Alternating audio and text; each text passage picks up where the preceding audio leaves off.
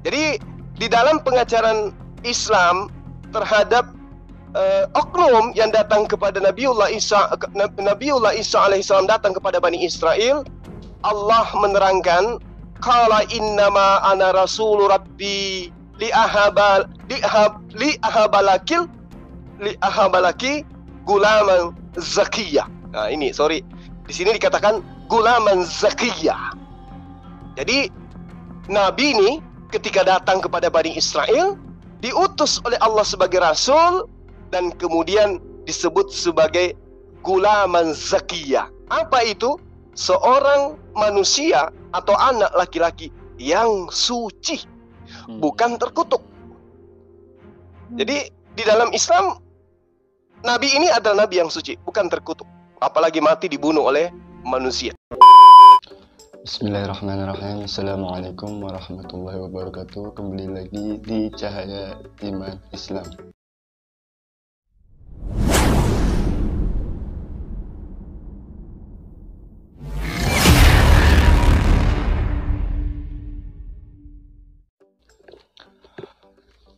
Alhamdulillahi rabbil alamin wa bihi nasta'inu ala umuri dunya waddin, wassalatu wassalamu ala Rasulillah sallallahu alaihi wasallam. Alhamdulillah wa syukurillah ala ni'matil iman wal islam, as'aluka najatan minan nar wal afwan bil hisab. Allahumma shalli ala sayyidina Muhammad wa ala ali sayyidina Muhammad kama shallaita ala sayyidina Ibrahim wa ala ali sayyidina Ibrahim wa barik ala sayyidina Muhammad wa ala ali sayyidina Muhammad kama barakta ala sayyidina Ibrahim wa ala ali sayyidina Ibrahim fil alamin innaka Hamidum Majid. Alhamdulillah, puja dan puji syukur atas kehadirat Allah Subhanahu wa Ta'ala yang telah memberikan kenikmatan kepada kita semua berupa nikmat yang tak bisa digantikan oleh kenikmatan di dunia ini, yaitu adalah nikmat iman Islam. Alhamdulillah, dan salawat serta salam semoga tetap tercurahkan kepada junjungan kita semua, Nabi besar Nabi Muhammad SAW, kepada para keluarganya, para sahabatnya, dan kita semua selaku umatnya yang senantiasa menjunjung sunnah-sunnahnya hingga ila yaumil qiyamah. Amin, amin ya rabbal alamin.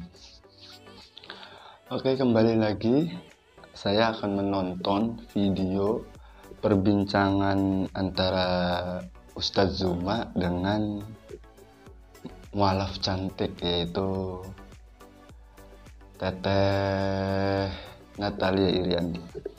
Nah, di sini saya tadi sudah menonton, tapi belum semuanya saya menonton. Intinya saya hanya berlapar menontonnya. Insya Allah kita akan menonton lagi, dilanjutkan, tapi dengan direkam gitu loh. Buat teman-teman yang penasaran, ayo kita tonton videonya. Tapi sebelum ke videonya, alangkah baiknya teman-teman untuk nge-like, komen, dan subscribe. Jangan lupa di-share juga ke video dari channel Cahaya Iman Islam. Dan jangan lupa untuk teman-teman untuk subscribe channelnya kakak Natalia dan channelnya Abang Zuma. Karena di sini Abang Zuma dan Kak Natali akan berbincang seru banget di sini. Langsung nonton videonya bareng-bareng ya.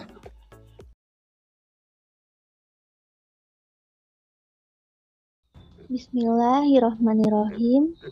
Assalamualaikum warahmatullahi wabarakatuh. Waalaikumsalam warahmatullahi wabarakatuh. Alhamdulillah, pertama-tama marilah kita panjatkan puja dan puji syukur kita hanya kepada Allah Subhanahu wa Ta'ala. Sebab karena rahmatnya, karena kasih sayangnya, kita masih bisa bertemu lagi saat ini. Walaupun dalam media sosial kita dipertemukan dalam keadaan sehat walafiat. Dan tak lupa, marilah kita panjatkan sholawat kepada junjungan kita, Nabi Muhammad SAW. Sebab karenanya kita telah dipertemukan dengan cahaya kebenaran, yaitu agama Islam. Teman-teman yang dirahmati Allah, alhamdulillah pada kesempatan malam yang indah ini, saya kedatangan tamu yang sangat luar biasa. Masya Allah, beliau adalah sang debater ya, sang guru yang benar-benar membuat saya banyak belajar ya teman-teman ya. Ini kita langsung sambut aja. Assalamualaikum Bang Zuma. Waalaikumsalam. Waalaikumsalam warahmatullahi wabarakatuh. Masya Allah. Insya Allah, Allah. alhamdulillah. Bang Zuma gimana kabarnya? Alhamdulillah, udah mendingan, udah sehat ya pokoknya. Alhamdulillah sehat ya. Puasanya di Iya. sana gimana Bang Zuma? Suasana Ya, Ramadan di sana ini. seperti biasa dek di Makassar ini Mm-mm.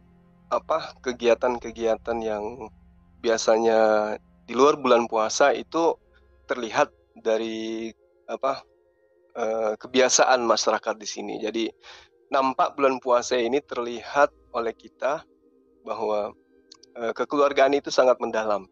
Terlihat dari siang sampai malam sampai besok pagi lagi. Kita lihat bagaimana anak-anak muda, orang-orang tua itu bercengkrama sambil mereka seperti biasalah pokoknya. Bulan suci Ramadan beberapa tahun yang lalu itu masih terasa di Kota Makassar. Masih terasa. Masya Allah, berarti di daerahnya Bang Zuma masih ini banget ya, masih apa namanya, masih kental banget Islaminya ya. Dan seperti di daerah saya pun, di kota saya pun, tadarusan apa itu Masya Allah masih kental juga, Alhamdulillah, karena memeriahkan bulan suci Ramadan itu sangat luar biasa. Ya kita lanjut perbincangannya. Lancar selalu ya Bang Zuma ya. Di sana Insya Allah puasanya. lancar selalu. Amin, amin. Iya. Iya ini Bang Zuma. Malam ini sih aku pengen banget nih Bang Zuma menimba ilmu, banyak belajar dari Bang Zuma ya. Alhamdulillah biasanya aku tuh cuma nyimak gimana Bang Zuma menebarkan kebenaran, apalagi kalau lagi berdebat tuh. Nah, itu aku ngelihat, Masya Allah, ini dengan keilmuan yang tinggi dan juga kesabaran yang tinggi juga ngadepin mereka gitu. Iya, iya. Ya Masya Allah, saya juga pertama kali menonton videonya Abang Zuma itu sekitar tahun, nggak tahu sih, 2021 kayaknya ya, kurang lebih pertengahan 2021 itu saya sudah Masya Allah banget ya Abang Zuma tuh. Masya Allah, ilmunya tinggi, sabarnya tinggi, dan saya banyak belajar gitu loh dari hasil yang saya tonton gitu loh dari Abang Zuma. Makanya saran teman-teman, buat teman-teman ini, subscribe channelnya Abang Zuma dulu. Masya Allah, keilmuannya luar biasa sekali. Oke, kita lanjut lagi. Ya, Bang Zuma, jadi aku sering dengar juga ya, Bang Zuma kan udah sering bahas juga nih tentang sosok Nabi Isa ya, atau Yesus di dalam Bible kan. Nah, mereka sering menganggap itu ya, apalagi kayak aku dulu aja nih, aku dulu waktu sebelum masuk Islam, kami tuh menganggap orang Islam itu benci sama Yesus. Menganggap orang yang masuk Islam itu meninggalkan Yesus gitu.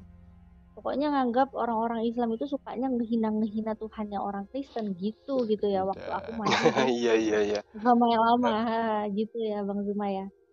Nah, tapi sebenarnya tuh Yesus itu kan kalau di agamaku yang lama ya, itu kan diagungkan, dianggap sebagai Tuhan gitu kan. Mereka memuliakannya dengan cara menganggap itu sebagai Tuhan. Tapi kalau di dalam Islam, nah, itu kan pasti berbeda banget ya, Bang Zuma ya. Iya. Nah, sebenarnya tuh gimana sih cara memuliakan yang sebenarnya itu sepantasnya dan sesuai dengan apa yang diperintahkan Tuhan, itu sebenarnya gimana sih Bang Zuma? Apa kita harus memuliakan itu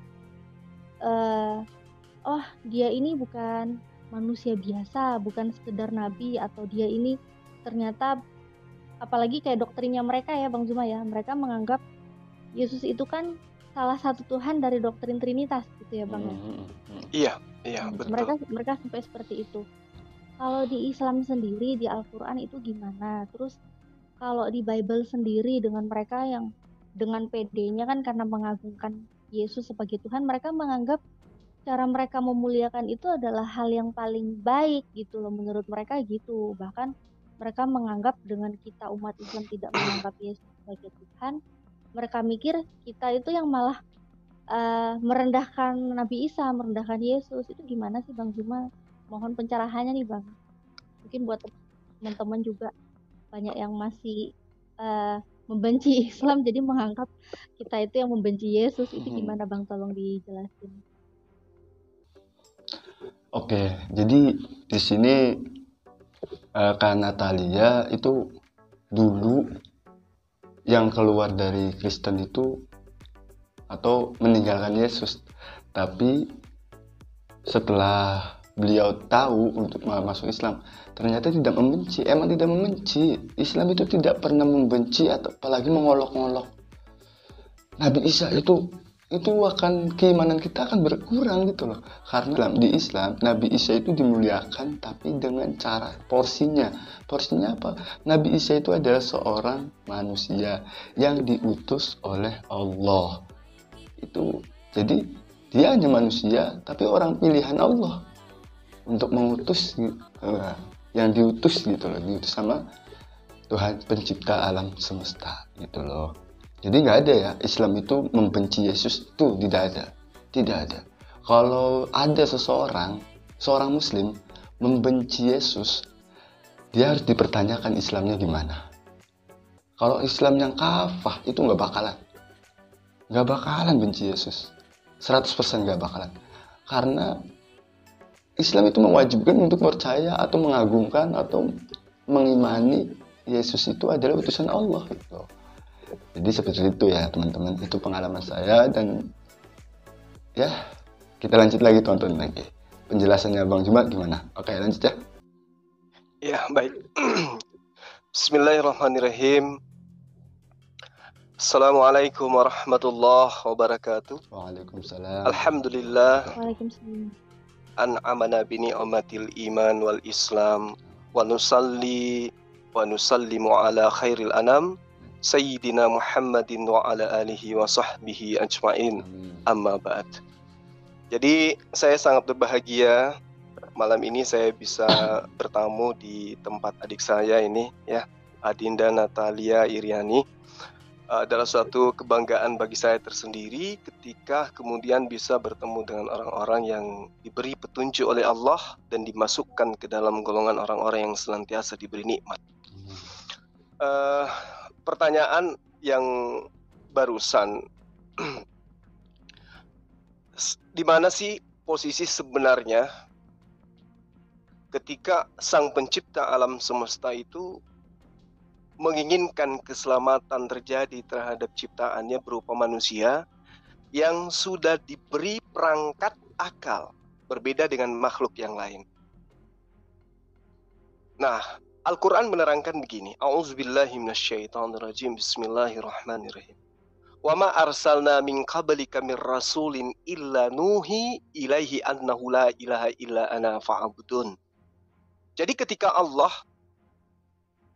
mengutus malaikat Jibril kepada baginda Rasulullah Muhammad sallallahu alaihi wasallam, Allah menyatakan kepada baginda Rasulullah, "Ya Muhammad, saya tidak mengutus seorang rasul pun sebelum engkau, melainkan aku mewahyukan kepadanya sebuah pemberitaan yang agung. Yang mana jika ada yang mengimani pemberitaan itu, maka dia akan terselamatkan di dunia dan di akhirat. Apa itu? Bahwa tidak ada Tuhan yang berhak disembah selain aku. Maka sembahlah aku." Nah, jadi ketika kemudian Islam ditanya, bagaimana kedudukan Nabiullah Isa alaihissalam yang kemudian disebut Yesus di dalam pemahaman sahabat-sahabat kita Kristen? Allah Subhanahu wa ta'ala menjelaskan begini. Ketika kemudian Allah mengutus kepada Bani Israel, Allah menjelaskan kepada baginda Rasulullah Muhammad SAW, "Wa innahu la ilmul lis-sa'ah fala tamtarunna biha wattabi'un hadza siratul mustaqim." Jadi Nabi Isa alaihissalam itu adalah jalan yang lurus. Kenapa dia jalan yang lurus? Karena diterangkan oleh Allah di dalam surah Maryam, dalam surah Az-Zukhruf ayat 59, "In huwa illa abdun an'amna alaih Jadi Nabi Isa itu adalah seorang hamba Allah, lalu kemudian diterangkan oleh Allah, wa ja'alnahu matalan li bani Israel, dan kami berikan nikmat kenabian kepadanya, lalu kemudian kami jadikan dia sebagai contoh bagi Bani Israel. Jadi di mata Islam, Rasulullah Muhammad SAW itu menggenapi apa yang kemudian diterangkan oleh Nabiullah, atau kita mengatakan sosok Nabi yang datang kepada Bani Israel yang tanpa melalui proses perkawinan ayah ibu. Nabi ini mengatakan di dalam Matius 14 ya, nomor 26 diterangkan begini. Yohanes 14 nomor 26. Jika seorang penolong lain, penghibur itu datang, maka dia akan memuliakan aku dan akan mengingatkan perkataan-perkataan yang pernah aku ucapkan kepada kalian Bani Israel. Nah, jadi pembedanya kemudian adalah ketika Yesus datang kepada Bani Israel, Yesus menerangkan, wahai Bani Israel, akan datang sosok penghibur lain setelahku, di mana penghibur itu akan mengingatkan segala sesuatu yang pernah aku ajarkan kepada kalian. Berarti ada pengulangan pengajaran. Nah, gak apa-apa saya panjang, Dek. Silakan. Gimana Bang? Alhamdulillah. Ya, jadi ada dulu, ambil bantal dulu, pegel jaganya duduk bantal.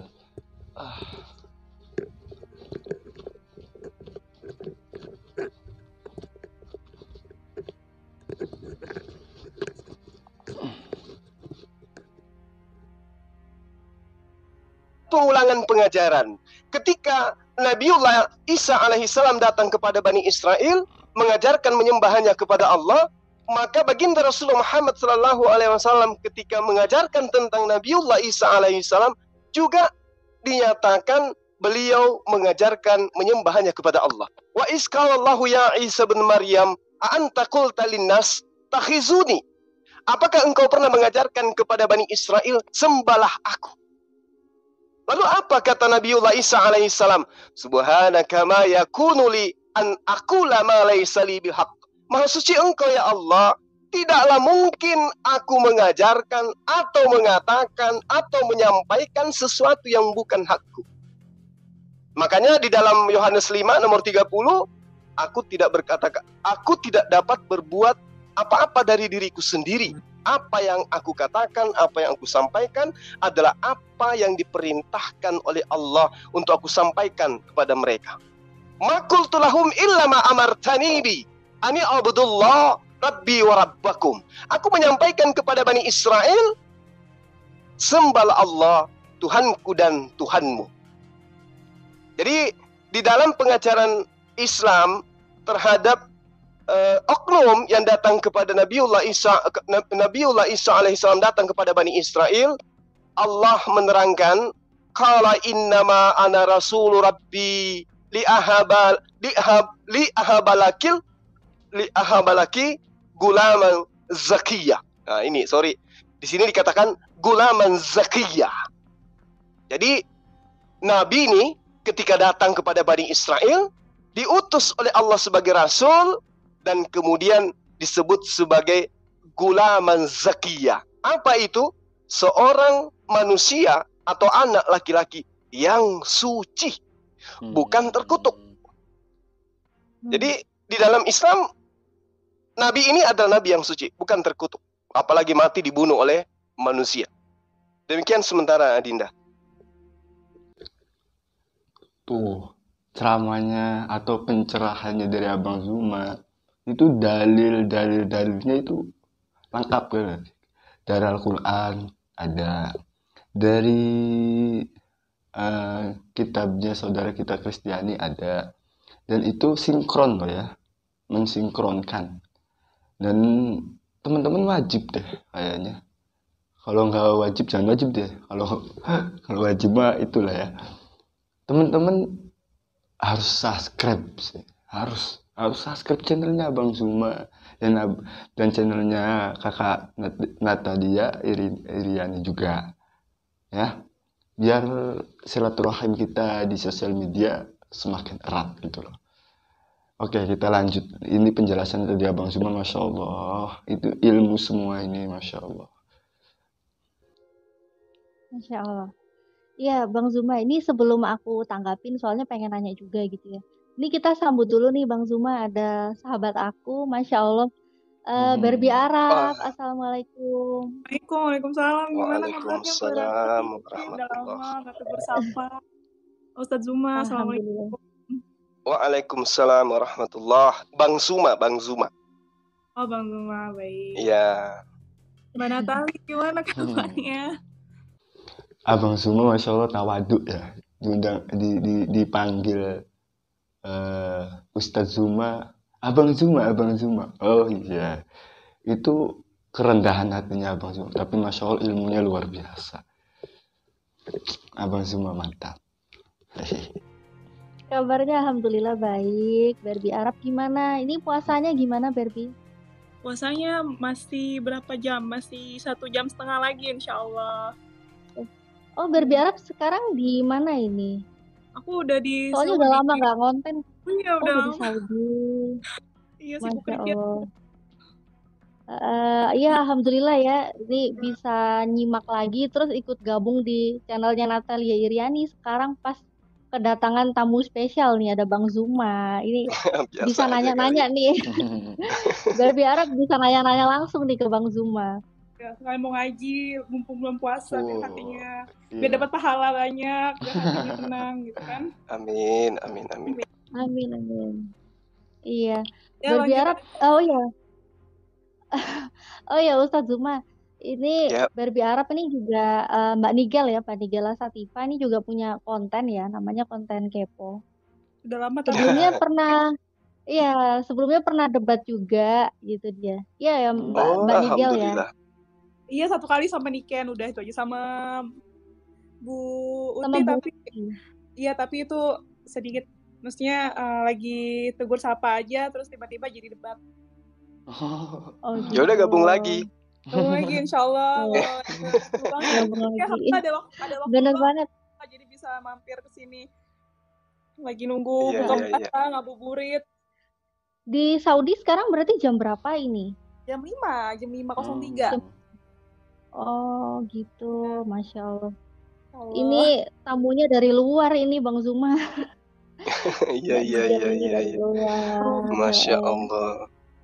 Nanti kalau debat-debat berarti bisa duet sama Bang Zuma ini ya. Boleh, tapi diajarin dulu ya, di mentor dulu, di mentor. Di mentor. Enggak lah. Berjalan aja sama-sama, nggak apa-apa. Biasanya itu. Lagian juga kita menghadapi teman-teman yang nggak ngerti mereka kok.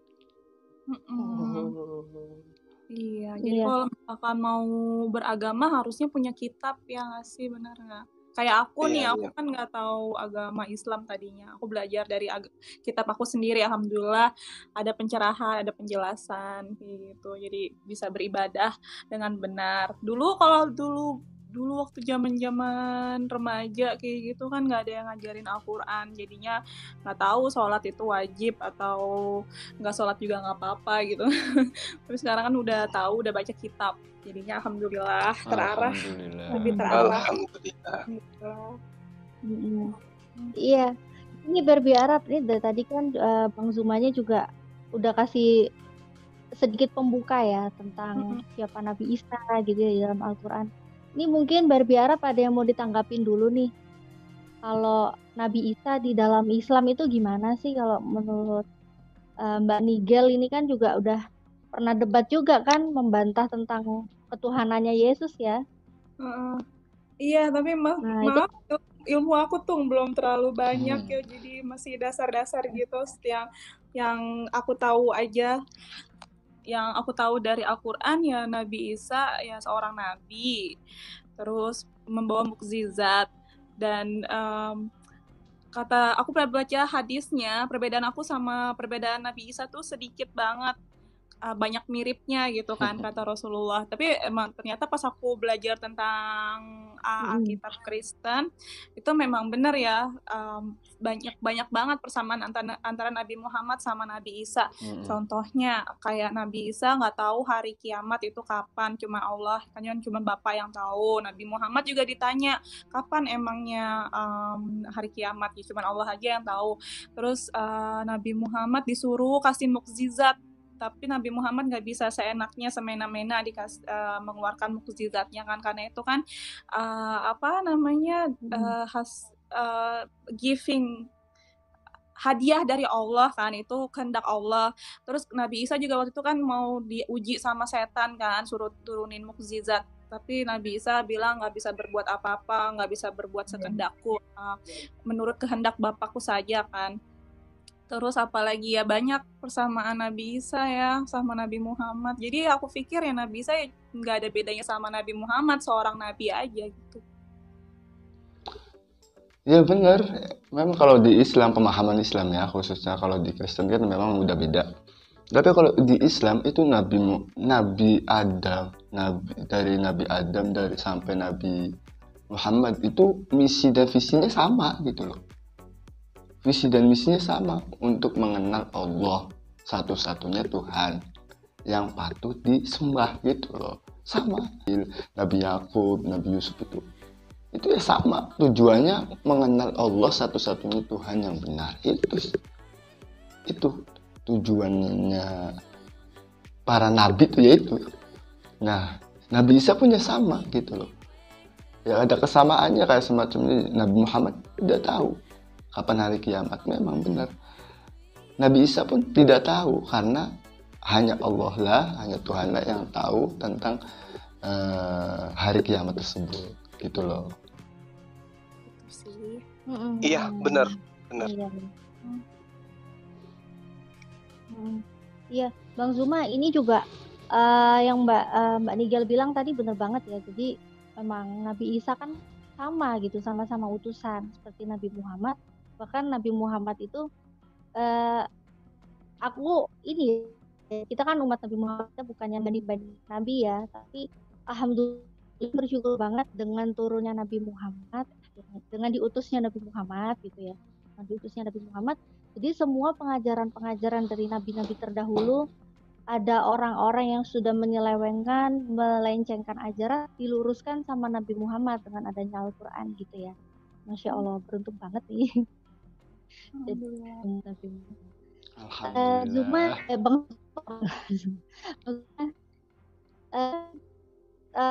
juga ya, tentang pengen nanggapin sih yang tadi katanya kan, kalau di agama Islam kita di Al-Quran kan Nabi Isa itu benar-benar dimuliakan ya, benar-benar dimuliakan dari mulai dari keluarganya, kelahirannya, bahkan ibu yang mengandung dia pun benar-benar dijelaskan secara rinci sekali di Al-Quran kalau dia adalah ibu yang suci gitu kan, menjaga kesuciannya.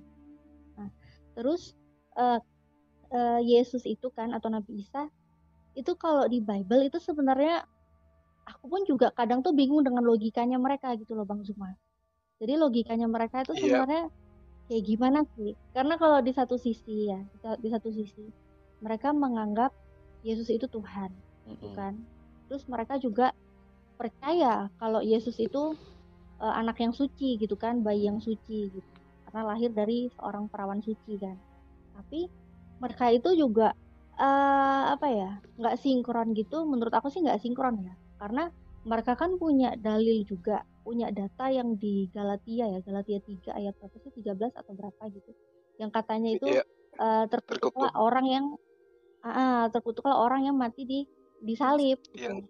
Sedangkan Yesus, orang yang mereka anggap sebagai Tuhan, itu kan mati di kayu salib gitu.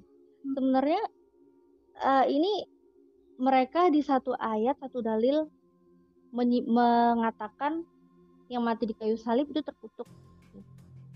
Tapi mereka nggak terima gitu kalau kita bilang siapa yang mengutuk-ngutukkan Nabi Isa, siapa yang mengutuk-ngutukkan Yesus gitu. Mereka tuh nggak terima, padahal di kitabnya mereka gitu. Itu gimana sih Bang Zuma kalau untuk mencerahkan pikiran yang kayak gitu kan logikanya saya juga bingung gitu loh Bang Zuma. Ini logikanya mereka tuh gimana gitu loh.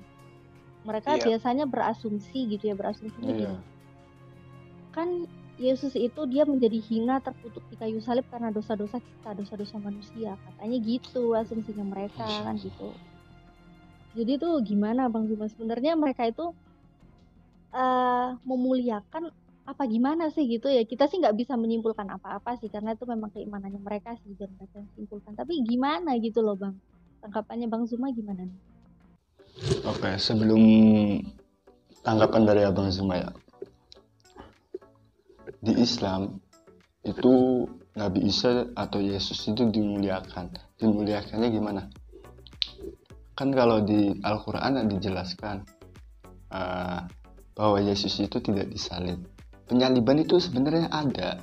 Di Al-Quran menerangkan ada penyaliban di pas kejadian itu. Tapi Allah menyelamatkan Nabi Isa terangkat ke langit. Yang disalib itu siapa lalu? Kan di Al-Quran menjelaskan yang diserupakan. Ya wallahu alam, hanya Allah yang tahu tentang itu. Yang pasti Nabi Isa tidak mati terkutuk, atau terkutuklah yang mati di tiang kayu salib. Artinya gimana ya? Kita memuliakan Nabi Isa karena ada dalil diselamatkan atau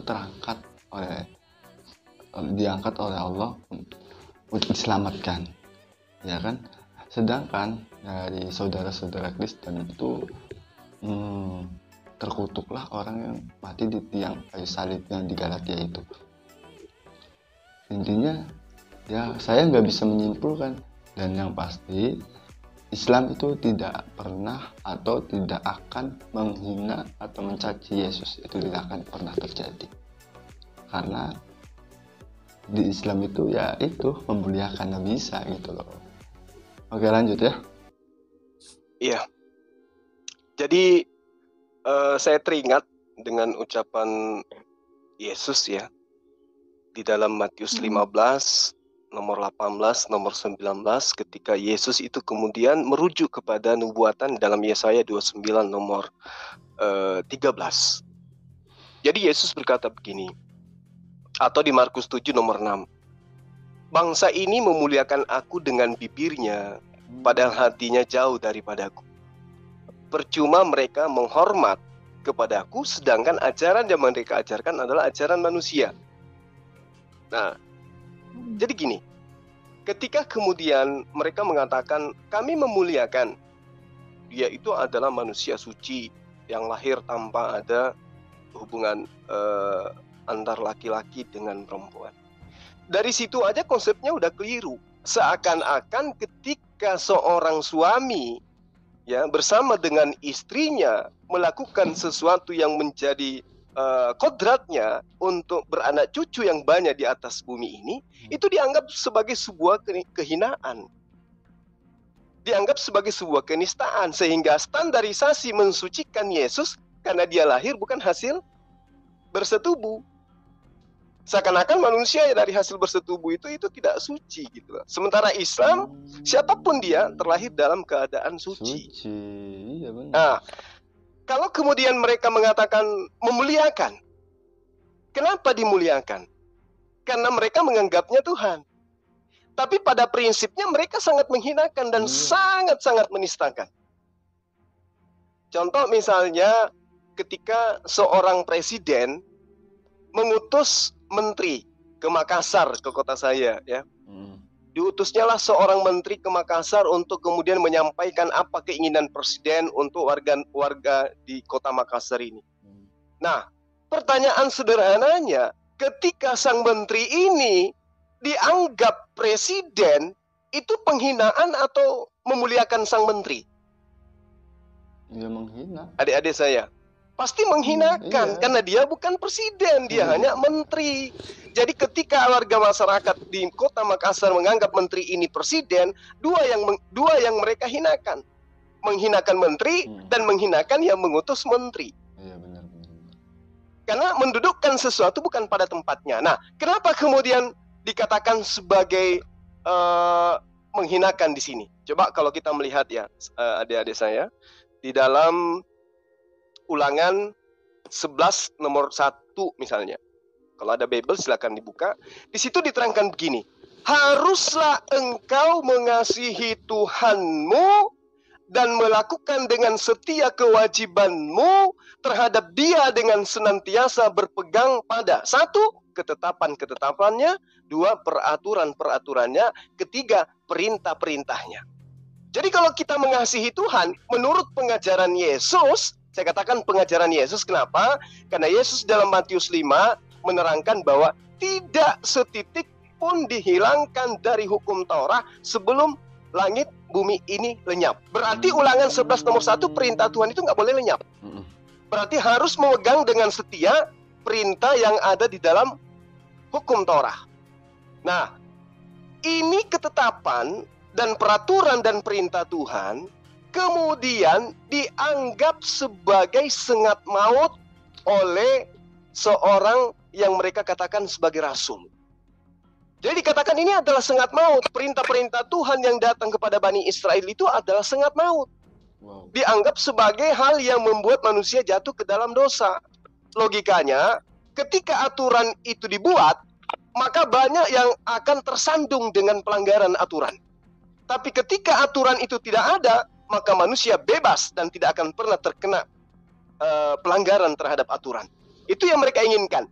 Dan demi untuk menghilangkan aturan Tuhan yang ada di dalam hukum Taurat atau kitab Taurat, maka kudu wajib ada yang menebus mereka. Nah, makanya Adinda Natalia tadi mengatakan dalam Galatia 3 nomor 13 bahwa dengan mati Yesus Kristus telah menebus kita di atas, telah menebus kita dari kutuk hukum Taurat dengan cara mati terkutuk di atas tiang salib. Itu penghinaan. Itu penghinaan. Kenapa? Adinda kan pernah menjadi golongan mereka. Seingat adik saya ini, atau sekarang lah boleh belajar atau bisa buka-buka Bible, kita tidak akan pernah menemukan satu data pun di dalam perjanjian lama bahwa hukum Taurat itu adalah kutukan. Nggak ada itu. Malah perintahnya Tuhan di dalam Amsal 30 nomor, jangan kau menambah, jangan kau mengurangi, agar engkau tidak dianggap sebagai pendusta. Itu stop dulu. Ini buat teman-teman dari Kristiani, dari teman-teman Kristen ya. Kenapa di perjanjian baru ada bahasa hukum Taurat itu adalah sengatan maut, sedangkan di perjanjian lama ya, atau di Taurat tersebut itu tidak ada dalil bahwa hukum-hukum Taurat itu sengatan atau kutukan atau gimana, nggak ada gitu. Bisa dijelasin di kolom komentar. Dan teman-teman yang mungkin tahu, silahkan kolom komentar. Kita ngobrol aja. Oke, lanjut lagi. Perintah Tuhan itu tidak boleh menambah dan mengurangi aturan Tuhan yang datang kepada Bani Israel.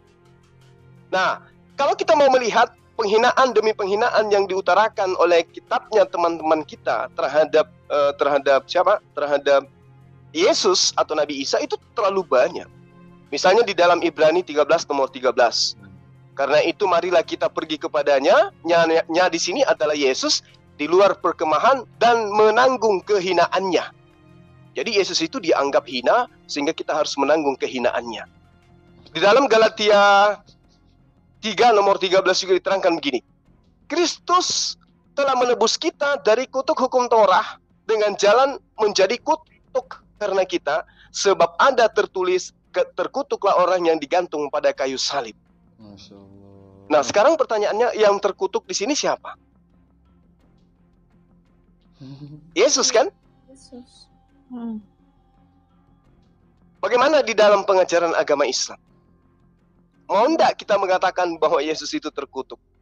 Tentu tidak. Kita nggak mau. Nabi Isa itu adalah seorang yang sangat suci, yang sangat dimuliakan. Bahkan kalau kita melihat di dalam Al-Quran, Nabi Isa itu disebut sebagai ayat. Ayat itu sebagai bukti, sebagai tanda-tanda kebesaran. Wa musaddiqan lima baina yaday minat Taurah wa li uhilla lakum ba'dalladzi hurrima 'alaikum wa ji'tukum bi ayati. Berarti Nabi Isa itu adalah tanda-tanda kemuliaan Allah, tanda-tanda kebesaran Allah. Artinya bahwa ketika Nabiullah Isa alaihissalam diutus kepada Bani Israel, itu pertanda mukjizat dari Tuhan. Jadi dia itu disebut sebagai tanda-tanda. Lalu kemudian Al-Quran juga menyebutkan bahwa Nabiullah Isa alaihissalam itu disebut dengan sebutan masal. Artinya bahwa sebagai perumpamaan kepada Bani Israel. Dia adalah sebagai perumpamaan kepada Bani Israel, sebagai hamba yang tulus kemudian mengajarkan apa yang diperintahkan Tuhan kepadanya. Makanya di dalam syahadatnya Yesus, ya, atau persaksiannya Yesus, jadi jangan dikira Yesus itu tidak bersyahadat. Yesus itu bersaksi loh. Di dalam Yohanes 5 nomor 36. Ada kesaksianku yang lebih penting daripada kesaksian Yohanes. Nah tuh, ada kesaksian Yesus yang lebih penting daripada kesaksian Yohanes.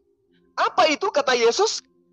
Bahwa adalah pekerjaan yang aku lakukan di tengah-tengah Bani Israel, itu yang bersaksi tentang aku, bahwa pekerjaan itu bersaksi tentang aku, bahwa Bapa yang telah mengutus aku.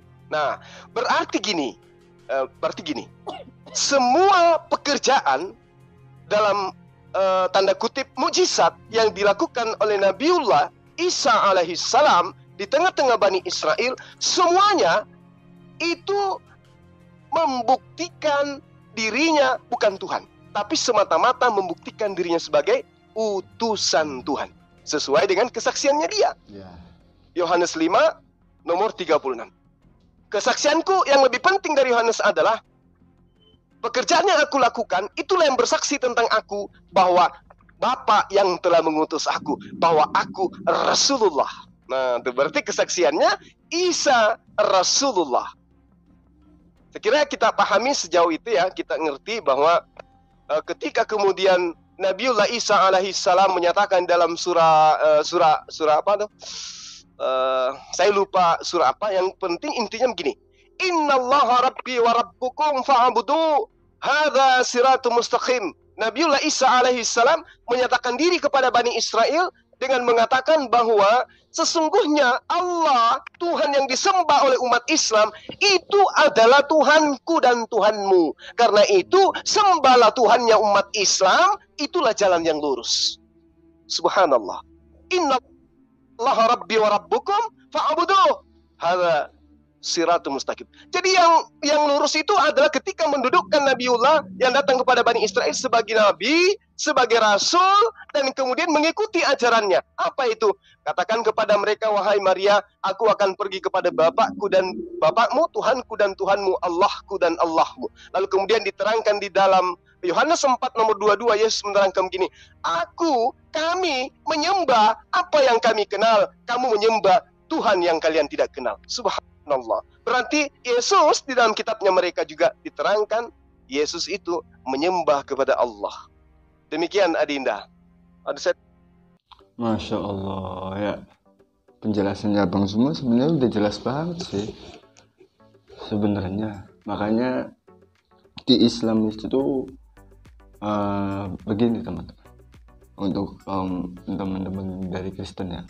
Wala yatafakkaru itu ratusan disebutkan wala yatafakkaru. Maka di Islam itu seperti ini, berpikir dulu baru iman, bukan imani dulu baru berpikir. Enggak seperti itu. Berpikir dulu dengan logika dan gini maka beriman gitu loh.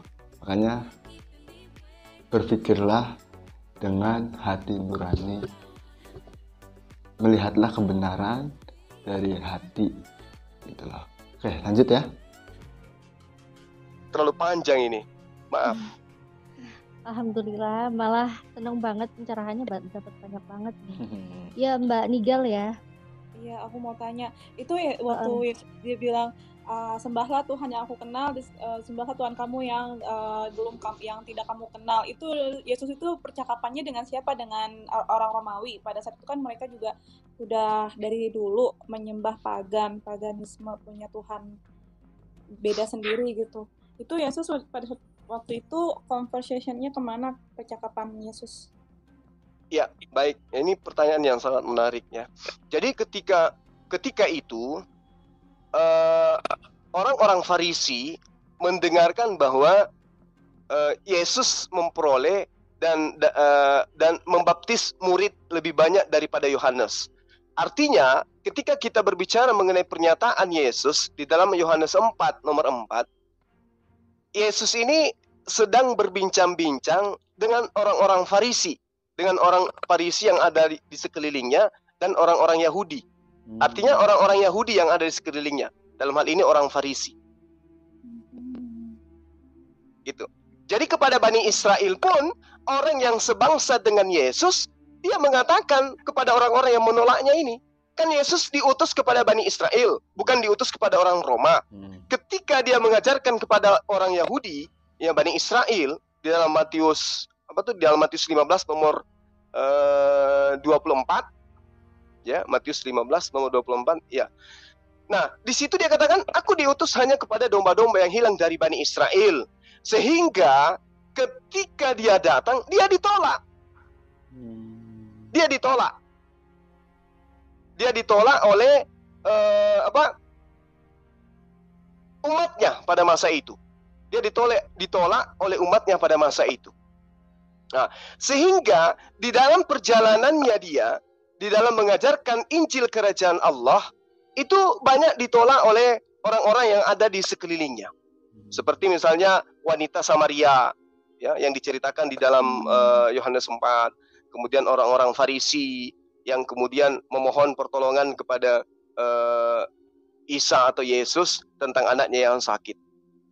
Nah, saya kira begitu. Jadi orang-orang yang ditemani daripada Yesus pada masa itu, muridnya, termasuk dari golongan Farisi, dan juga ada perempuan dari Kanaan, kemudian orang wanita Samaria, itu menjadi ruang lingkup teman perbincangan beliau. Iya, baik. Aku mau bilang lagi, ini kalau salah koreksi ya. Setahu aku di Al-Quran itu nggak ada ya kalimat Allah bilang orang Yahudi itu kafir kan, kafir. Tapi yang aku temuin itu, maaf ya, ini jangan sampai masuk, jangan sampai kayak Ustaz Somad lagi di somasi nih. Kan, tapi aku cuma menyampaikan apa yang dalam kitab suci aku aja ya. Kalau mau komplain, jangan ke aku komplainnya, tapi kepada yang punya kitab suci, yang bikin kitab sucinya, oke? Di kitab suci aku nih, aku taunya telah kafirlah orang yang berkata Tuhan itu salah satu dari 3 gitu kan. Yeah. Tapi mana pernah kita lihat sampai sekarang orang Yahudi punya Tuhan selain Allah, selain Yahweh gitu kan. Tuhannya Yahudi sama Tuhannya Islam kan sama ya. Kalau kita tanya ke Yahudinya langsung juga masih mereka bilang Tuhan Islam sama Tuhan Yahudi sama, cuman bedanya kita percaya sama Muhammad, kalau mereka percaya sama Moses, itu aja. Jadi iya, jadinya menurut aku jauh di luar ajaran dari yang Nabi Isa seorang Yahudi ajarkan gitu. Kalau misalkan mereka beranggapan mereka tuh pengikut Nabi Isa gitu. Tapi yang aku lihat mereka jauh banget dari kata pengikut Nabi Isa. Karena Nabi Isa bilang Tuhanku dan Tuhanmu kan. Berarti cuma ada satu Tuhan. Karena Nabi Isa pun nggak pernah ngajarin sembahlah aku gitu. Yang ada Allah bilang telah kafirlah orang yang berkata Tuhan itu salah satu dari 3 gitu kan. Udah, jadi jelas situ. Benar. Kalau mau berpikir aja seperti ini, teman-teman. Antara jaraknya pengajaran Kristen atau pas terangkatnya Nabi Isa dengan Nabi Muhammad, atau ke Nabi Muhammad itu ratusan tahun kan. Ratusan tahun. Nah, Nabi Muhammad tidak pernah belajar Torah, tidak pernah belajar Perjanjian Lama atau Perjanjian Baru atau Injil, itu tidak pernah. Karena di zaman itu orang Arab khususnya itu zaman jahiliyah lah, tahu sendiri kan zaman jahiliyah. Jadi Nabi Muhammad di situ nggak pernah belajar tentang Taurat. Nah, bagaimana mungkin kalau orang yang tidak pernah belajar itu bisa mengetahui dari cerita yang sudah yang sudah ragu gitu loh. Nah, intinya tidak mungkin Nabi Muhammad mengada-ngada tapi sesuai dengan kenyataan. Kalau bukan datangnya dari Allah, pemberitaan itu. Quran itu ya itu kan menurut iman kami ya, emang Quran itu emang dari Allah gitu loh. Ya, buat teman-teman yang mau belajar Islam itu khususnya seperti ini, berpikirlah dan bukalah hati sesuai dengan hati teman-teman, terus berpikir, belajar. Di sini saya tidak mengajak atau enggak, kalau teman-teman mau belajar Islam pakailah hati, jangan pakai yang embel-embel yang lain gitu, pakai hati nurani teman-teman semua. Insya Allah nanti hidayah akan datang, insya Allah. Oke, lanjut ya. Enggak sih, koreksi kalau aku salah ya. Iya, itu betul. Itu betul. Al-Quran menerangkan wa inna min ahlil kitab laman yu'minu billah wa ma unzila ilaikum wa ma unzila ilaihim khashiin. Jadi kemudian diterangkan lillahi la yastaru bi ayatillah thamanan qalila. Nah, jadi diterangkan sesungguhnya di antara ahli kitab ada yang beriman kepada Allah dan kepada apa yang diwahyukan kepada mereka dan juga apa yang diwahyukan kepadamu dan yang diturunkan kepada mereka.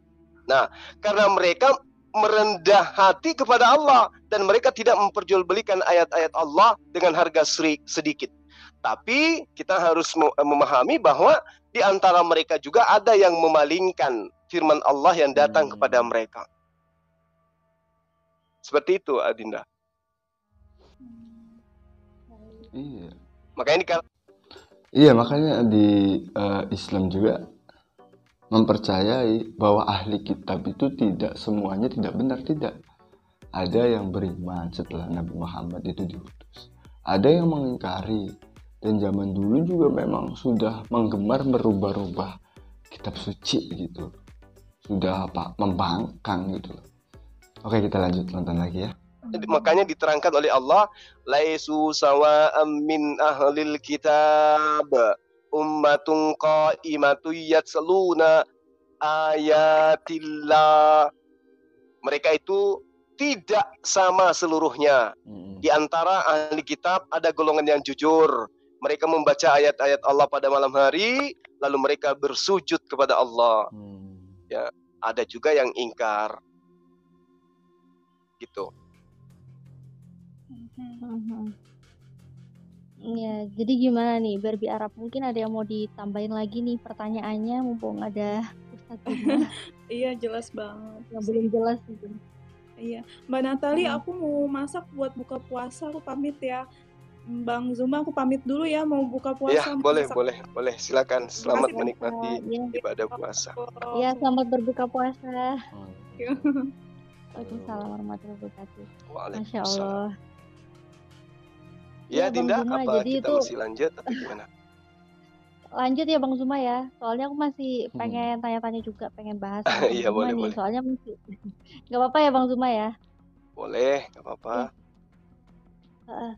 Bang, tadi kan mengenai salib menyalip gitu ya, bahasan tentang salib lagi nih. Aku soalnya antusias banget gitu di seputaran salib, bahas seputaran salib, karena kan itu juga sebuah doktrin yang penting gitu kan di ajaran agamaku yang lama, dan itu semua kan dibantah di Al-Quran ya, di An-Nisa 157 itu ya, bahwa Nabi Isa itu nggak disalib, Nabi Isa itu diselamatkan Allah, terus Nabi Isa itu diselamatkan, kemudian yang orang-orang tangkap itu adalah orang yang diserupakan gitu kan, jadi udah diganti, bukan Nabi Isa yang mereka salibkan, dan mereka dalam keraguan-raguan kan siapa yang mereka salibkan gitu. Nah, jadi gini juga nih Bang Zuma, kalau kita mau jeli tentang penyalipan ya, karena kan ya penyalipan aja udah jelas tadi yang katanya terkutuk gitu ya, dan kita pun umat Islam bener-bener kita yakin bahwa Nabi Isa ini nggak terkutuk, Nabi Isa ini nggak disalib, Nabi Isa ini diselamatkan Allah gitu. Allah nggak mau nabinya yang dicintainya itu mati secara terkutuk gitu kan di kayu. Tuh kan, bener kan? Iya, tidak akan mungkin. Makanya Islam itu percaya bahwa Nabi Isa itu terangkat ke langit itu, tapi tidak disalib atau bangkit hari ketiga itu. Islam tidak mempercayai itu. Karena sebelum penangkapan akan seperti itulah. Nah, Nabi Isa sudah terangkat dulu, baru ada penyaliban. Nah, seperti itu. Jadi yang pasti kalau sudah terangkat dulu, ya berarti Nabi Isa tidak terkutuk dong. Yang terkutuk itu ya mungkin yang diserupakan itu, gitu loh. Lanjut ya. Salib. Nah, terus mereka yang mempercayai kalau Yesus itu yang disalib gitu. Mereka kan punya dalil juga, punya data kayak di Yesaya berapa ya itu ya? Yesaya 53 ayat ke-7. Ini aku tampilin dulu ya Bang Zuma ya, nggak apa-apa ya? Ya, boleh. Aku share pelan-pelan ya Bang, soalnya aku masih jauh banget, nggak kayak Bang Zuma langsung ceplos ayat sana sini udah hafal gitu. Yesaya berapa deh? Yesaya 53 ayat 7 nih. Oh, yang berbicara mengenai nubuatan itu. Nah, jadi ini sih aku pengen tampilin supaya teman-teman juga, biasanya kan yang mereka itu ya, teman-teman Oten itu kan sering bilang mana ayatnya, kamu ngarang biasanya gitu kan. Aku tunjukin aja deh. Ini kan Yesaya 53 ayat 7. Dia dianiaya, tetapi dia tidak membiarkan diri ditindas. Dan tidak membuka mulutnya. Seperti anak domba yang dibawa ke pembantaian. Seperti induk domba yang keluh di depan orang-orang yang menggunting bulunya. Ia tidak membuka mulutnya. Nah, kalau kita lihat di sini, mereka kan mengimani banget ini adalah nubuatan tentang Yesus untuk menderita di kayu salib kan gitu. Jadi di tafsirannya pun juga itu ya, di tafsirannya kan ini tentang Yesus kan, terus dibilang apa? Yesus memikul penderitaannya bagi kita dengan sabar dan sukarela.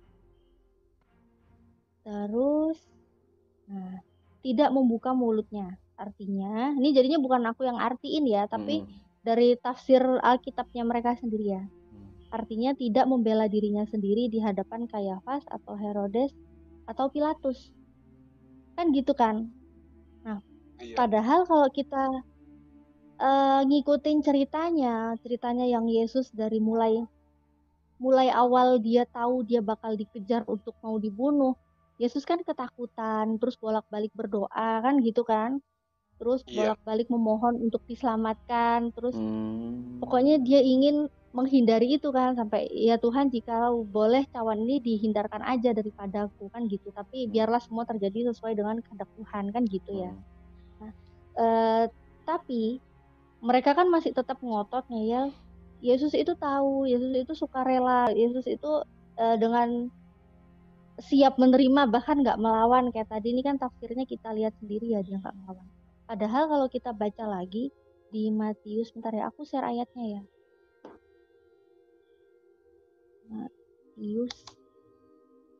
Matius berapa deh? Matius 26 ayat 59 sampai 60. Iya. 60 terus sama di satu-satu deh ya. Nah, ini yang di imam-imam kepala nih. Imam-imam kepala malah seluruh mahkamah agama mencari kesaksian palsu terhadap Yesus, supaya ia dapat dihukum mati. Tetapi mereka tidak memperolehnya, walaupun tampil banyak saksi dusta, tetapi akhirnya tampillah 2 orang. Nah, kalau ini kan berarti kematian Yesus itu kan yang mereka harapkan gitu ya, yang imam-imam kepala harapkan. Mereka sampai cari-cari tentang kesaksian palsu. Jadi kayak pengadilan-pengadilan yang cuma udah direkayasa, udah disandiwarakan gitu loh. Mereka sampai cari saksi palsu gitu kan, supaya mereka mendapati Yesus itu punya salah kan gitu. Supaya Yesus bisa dihukum mati. Kan gitu tuh. sandiwaranya mereka, si imam-imam kepala gitu kan, sama seluruh mahkamah agama. Nah, padahal Yesus pun dengan adanya kayak gini rekayasanya orang-orang ini, Yesus kan nggak tinggal diem gitu loh. Selain dia yang ngelawan, berdoa gitu kan, terus sempat nyuruh orang-orang beli pedang ya, murid-muridnya beli pedang kan untuk melawan, nyuruh jual jubahnya. Itu Iya, sambil ngetik ya aku ya Bang ya. Itu silakan. Yesus pun juga ngelawan loh di imam kepalanya itu, imam besarnya pun Yesus lawan gitu loh. Tapi mereka dengan dalil Yesaya mereka bilang Yesus nggak melawan. Nih, ini yang di imam besar ya. Yohanes 18 ayat 19 sampai 23.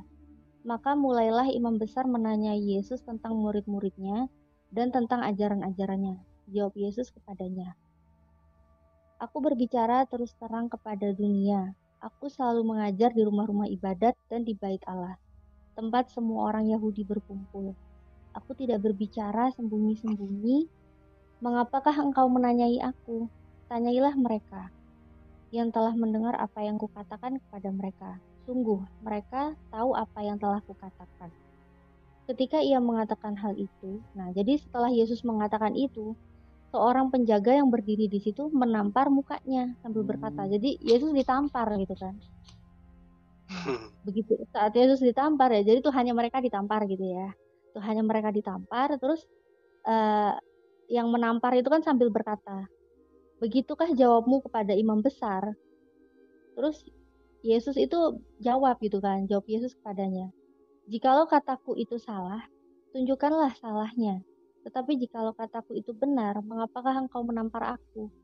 Jadi ini aja kalau kita mau baca dengan akal yang sehat ya Bang Zuma ya. Iya. Jikalau aku salah, berarti kan Yesus sendiri tuh dia mengadakan pembelaan terhadap dirinya sendiri kan. Saat dia ditampar tuh dia tanya gitu, kalau aku salah, tunjukin salahnya. Tapi kalau aku benar, ngapain juga kok aku ditampar kan gitu kan, mengapa engkau menampar aku? Kan intinya Yesus itu ingin mendapatkan keadilan karena dia itu nggak bersalah, karena memang Yesus itu nggak bersalah. Tapi kenapa dia sampai ditampar dan Yesus bersuara kan, Yesus tanya, tunjukin salahku, kalau emang aku ada salah itu, jika aku salah tunjukin salahnya di mana. Terus kalau aku benar ngapain juga aku ditampar. Jadi berbeda banget sama yang di Yesaya ya tadi ya, Yesaya 53 ayat 7. Katanya Yesus itu membiarkan dirinya untuk dianiaya kan gitu kan, untuk menderita, terus untuk apa sih tadi yang ditafsirnya itu tadi ya, tidak akan membuka mulutnya. Padahal ini jelas-jelas Yesus ngomong gitu loh, ngomong kepada imam besar. Nah itu gimana itu Bang Zuma? Iya, jadi gini, kesimpulan atau pendapat teman-teman bisa tulis di kolom komentar. Di Yesaya katanya itu nubuatan dari Nabi Isa. Dia menyerahkan diri, dia sukarela, dan dia tidak melawan dan karena dia itu untuk menebus dosa manusia ya. Tapi di Matius tadi dia membela diri gitu, membela diri. Pas ditampar itu, apa salah saya? Tunjukkan kesalahan saya mana. Nah itu bentuk dari pembelaan diri loh. Kalau bahasa dari Jawa ya gini, kita salah apa nih ente? Nah kayak gitu. Bakal kita salah, ya tunjukin salahnya apa so. Tudukakan salah kita apa. Kalau bahasa Jawa seperti itu kan. Makanya ya gimana ya, ini sebenarnya dari nubuat tadi itu sebenarnya ini pendapat, sekali lagi di sini saya hanya menonton dan saya ngasih pendapat dari hasil video tersebut, itu perspektif saya gitu. Intinya nubuatan tadi yang di saya itu terbantahkan di sini tadi, intinya seperti itu. Dan karena waktunya sudah malam, kita lanjut di part kedua. Semoga kita semua dalam keadaan sehat walafiat sehingga kita bisa bertemu lagi di sosial media ini, sarana untuk berdakwah. Terima kasih yang sudah menonton video ini. Jangan lupa like, comment, subscribe, dan juga di-share, karena memberitakan atau memberikan kebaikan itu akan mendapatkan kebaikan pula. Mungkin itu saja, kita lanjut di part berikutnya. Wassalamualaikum warahmatullahi wabarakatuh.